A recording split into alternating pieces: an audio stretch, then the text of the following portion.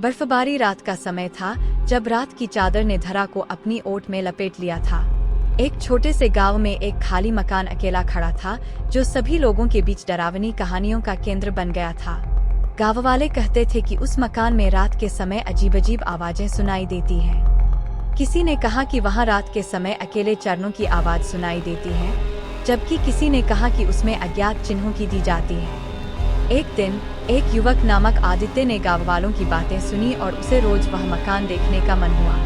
वह निर्णय करता है कि वह खुद ही देखेगा कि क्या सच है, और वह रात के समय मकान की ओर बढ़ता है। मकान की बड़ी दरवाजा हल्का फुल्का खुला होता है और अंधेरे में वह अंदर के कारण देख नहीं पा रहा है। धीरे धीरे वह अंदर बढ़ता है और एक कमरे में पहुंचता है जो पूरी तरह से अंधकार में छिपा हुआ है।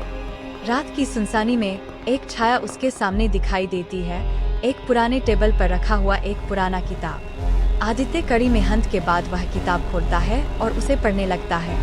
किताब में लिखा हुआ था, यहाँ कुछ नहीं है जो आप देख रहे हैं, सिर्फ एक आत्मा है जो अपने पिछले जीवन की चरणों की खोज कर रही है।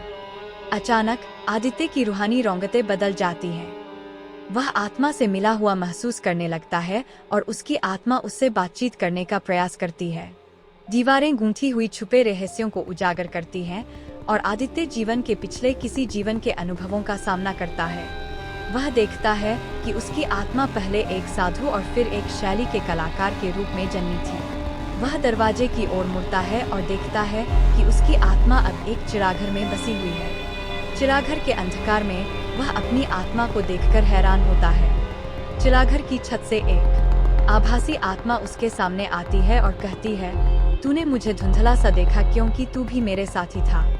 आदित्य को अपने पिछले जीवन की सच्चाई से मिलता है और वह जानता है कि उसका मकान एक अत्यंत महत्वपूर्ण स्थान है जहां आत्माएं अपने पिछले जीवनों की यात्रा पर निकलती हैं। वह अब उस मकान को साझा करने का निर्णय लेता है और वहां एक नई शुरुआत के लिए तैयार होता है।